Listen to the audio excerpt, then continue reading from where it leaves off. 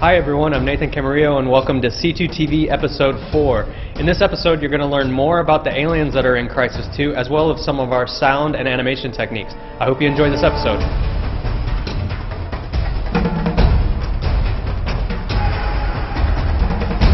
We looked a lot at the enemy types and the challenge was there, okay, now we're in a city environment, what kind of enemies would integrate better there and would make sense and actually provide interesting gameplay? One big difference between the aliens in Crysis 1 and Crysis 2 is that the new aliens have feet. And the aliens in Crysis 1 didn't. Differently than in Crysis 1, where all the fantasy alien characters were floating around the environment, Crysis 2 has bipedal characters which are a lot more complicated and complex to work with. Obviously they're walking around, they have legs.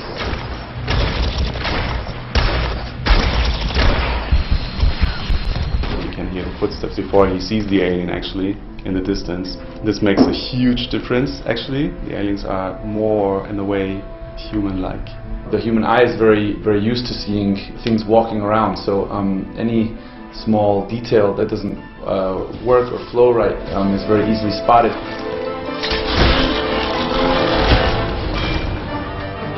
Fight different classes with different abilities, and that's quite interesting. So one enemy type in Crysis I really like is the Stalker, a very cunning, sneaky enemy.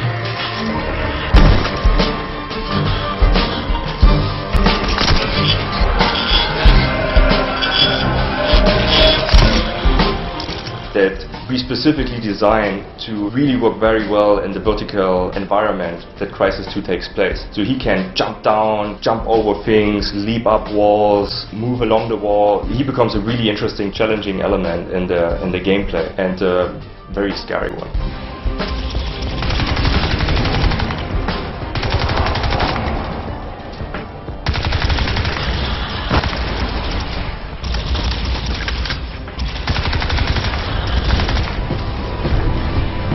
The Heavy, having a very large mass, being also bipedal, he's very bulky, he runs through things, he likes to knock things around. We worked with a stuntman who worked in the film Incredible Hulk. We put him in a mocap suit and worked with him to get some case studies and animation studies on how we would want these aliens to move around, to turn, to breathe. Just to get a good feeling working with someone who has a lot of experience in that was a very good thing, definitely.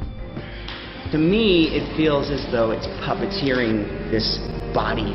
It sort of leads with the brain, and then the mechanics of the body follows.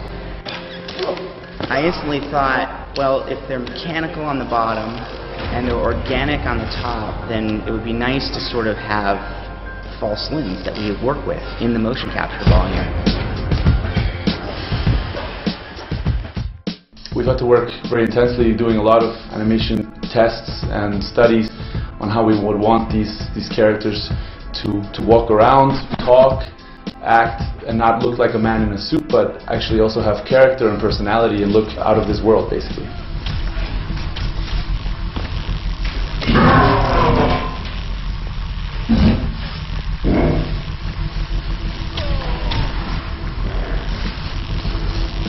All the aliens are hand key animation. It's all done by hand. Our aliens have three-legged joints, like a horse's legs, and it would have been quite difficult to actually mocap. And you know, as an animator, you'd like to be able to get down and dirty and put your hands in the work and animate by hand, actually, if possible. So we've done that with all the aliens. The human characters, it's a mixture between mocap data and hand-keyed animation.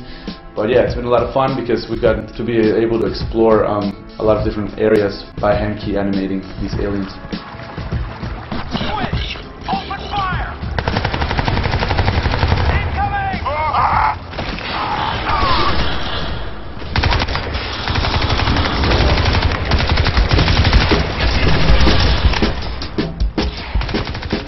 We worked with an external studio using a facial motion capture technology which captures every muscle and joint without needing to actually put the motion capture reflectors on the face.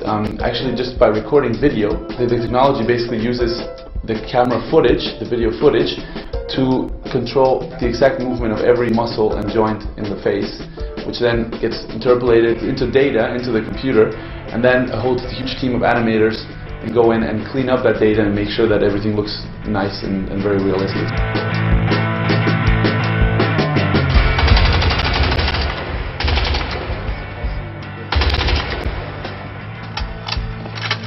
Our debug sound. Our sound hits the wall. You see that debug information.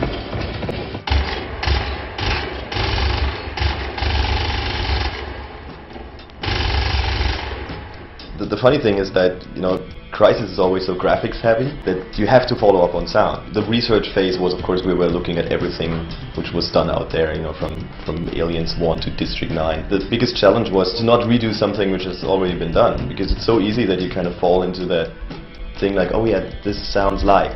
This time we went out and recorded a lot of stuff ourselves, so we went for shooting actually real guns in the desert and really made our own recordings and not working so much from library. And as Christian said, like, I think that also the big difference is like the more cinematic moments we have now in Crysis 2, which gives us more possibilities also to show a little bit more audio cool stuff.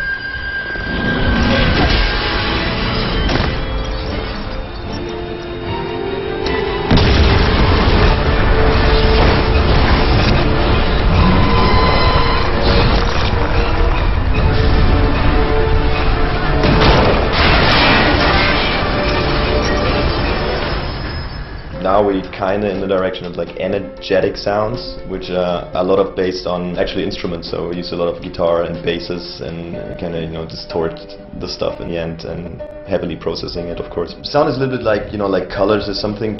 Some people prefer blue, some people red. In the end, does it work or not? And then the rest is taste. So far I think we're on a pretty good track to just, you know, be at least this unique thing that you kind of hear the sound, you kind of, oh, this is Crysis. This is the big challenge, but also a big opportunity to just, you know, being really unique. In the last couple of weeks, actually, I've really started to see everything coming together.